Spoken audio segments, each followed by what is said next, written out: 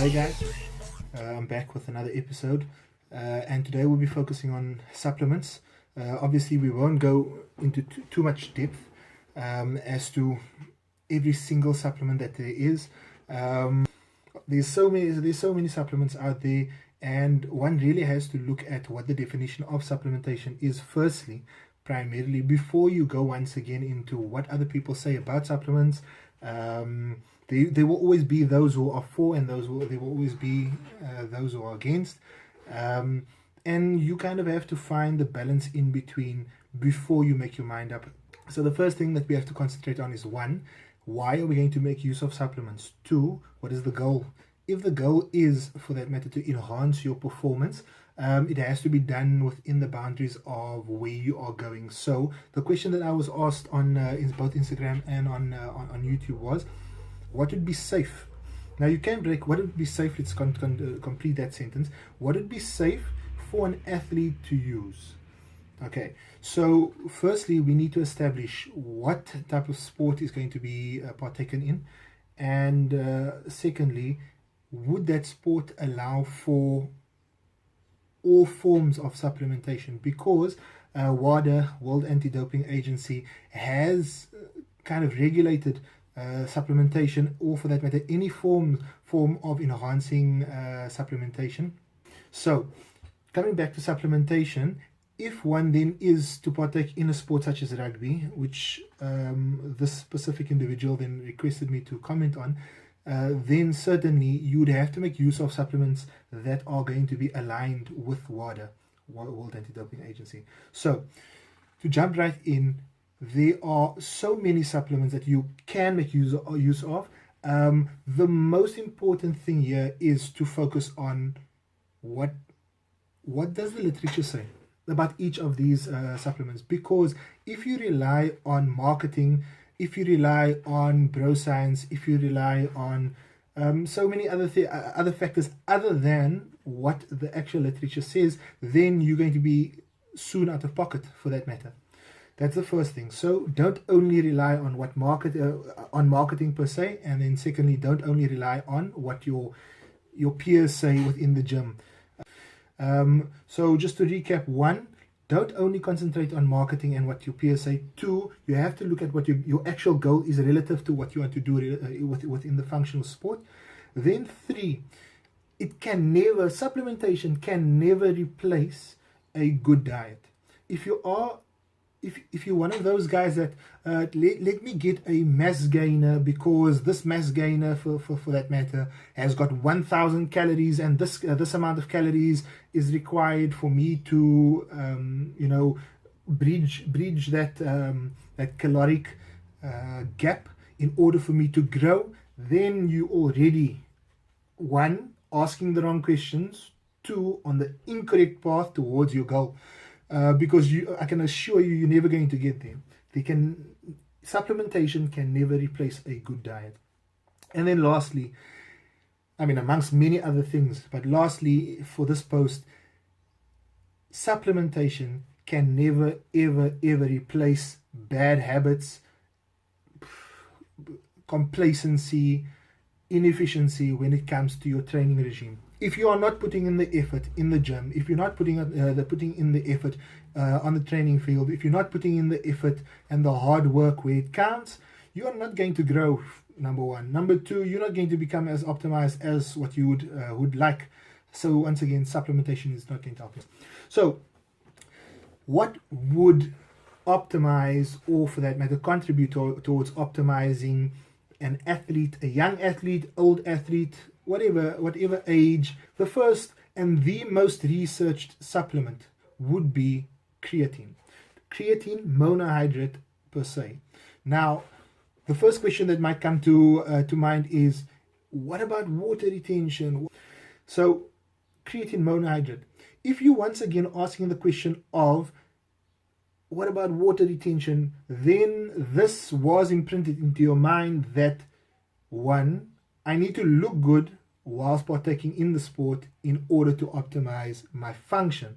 That's incorrect, because if you're thinking about looking good underneath your rugby jersey, or for that matter any other form of, then you are partaking in the incorrect sport. If your goal is to optimize your sport, and that, say for example, it being rugby, then you have to look at, these are my set goals, this is the journey, or rather this is the path that I have to take, and one of those goals certainly was not to look good.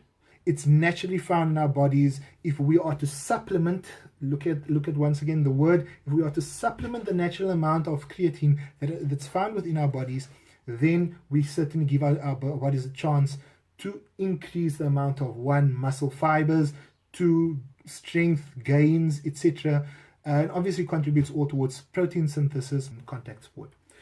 So that's the first supplement that I would advise on, creatine monohydrate. Secondly, caffeine. Now, so much has been said surrounding pre-workouts, and I agree with most, if not all. It's all illegal relative to partaking in sport, and a lot of the current pre-workouts that are available are unfortunately prohibited under the World Anti-Doping Agency regulation.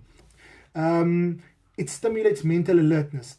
So something that you would always want is, whilst just prior to partaking in a gym session or a training session, etc., you want some, not only some, a lot of mental alertness.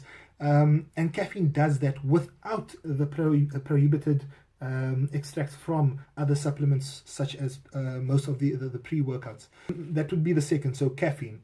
Third, branched chain amino acids. Now, across the sporting world, across the fitness arena, industry, etc., BCAAs has picked up so much with regards to its effect on your recovery, its effect on anti-catabolic, well, basically it's an anti-catabolic supplement. And so essentially, I'm not going to contribute too much with regards to its benefits, because I think it's already overstated within the industry. Simply put, it's essentially amino acid made up of leucine, isoleucine, valine, and there's so much that I am still in future posts going to contribute, so we'll focus on BCAAs on its own. Then, of course, whey protein. Whey protein, it is the mainstay of protein in order to ingest, or rather to ingest in order to contribute towards protein synthesis, specifically post-workout. There's a lot of research that also states otherwise. For example, taking in whey protein just prior to your workout, and then again after. I tend to differ somewhat. Personally, I take my whey protein post-workout. We'll get into how I also train, as well as what I take in, when I take it in, etc. Concentrate, most common. We'll get into that a lot more in future posts. Isolate, a lot said about isolate as well, taking it in the morning, taking it at night for that matter, reducing the milk sugar, which is commonly found in concentrate. It contains less lactose, fats, etc. So it would be an ideal to take it at night, in the morning, all of which has its benefits, it has its place, but specifically for an athlete, you are doing so much, especially with regards to rugby per se, you are doing so much cardio, you're doing so much running, you're doing so much burning, that if you're taking your whey protein, either or any of the whey protein makeups, you are going to be okay. It's going to contribute towards protein synthesis. It is going to fill those gaps where you require them. So whey protein, it is an essential with regards to your training. Then glutamine.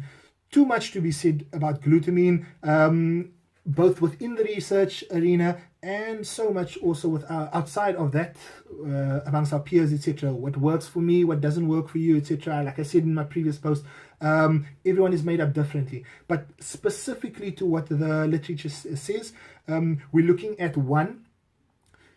There's a handful of, or let's say there is a certain school of thought that proclaims that glutamine is overstated in terms of fluid balance restoration, as well as preventing immunodepression after exercise, all of which contributes towards your anabolic effect within the body in order to not only grow but burn, and also optimize your overall body presentation and functionality.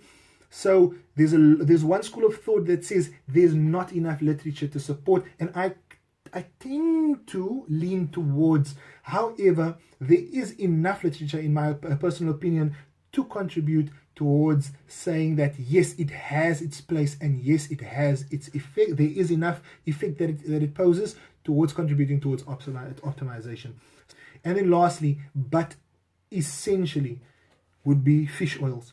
Omegas 3 and 6, it's not naturally produced within the body. I have so much to say about this, but I want to conclude by saying fish oils, omegas 3 and 6, get this as a primary, as a baseline of your training. It facilitates so much. Essentially, there is so much benefits with regards to what the literature says about fish oils that I'm almost insisting that you should get fish oil in contributing towards optimization of both your function and what you present with your body. So to recap, no supplement can correct or trump. Okay, maybe I should choose a different word other than trump. But yes, no supplement can correct or trump a poor diet nor a lack of effort. And like I said, the primary list that I would concentrate on is creatine, monohydrate, caffeine, branched chain amino acids, BCAA is commonly known as, whey protein, fish oil, and then glutamine. Thanks so much. Peace.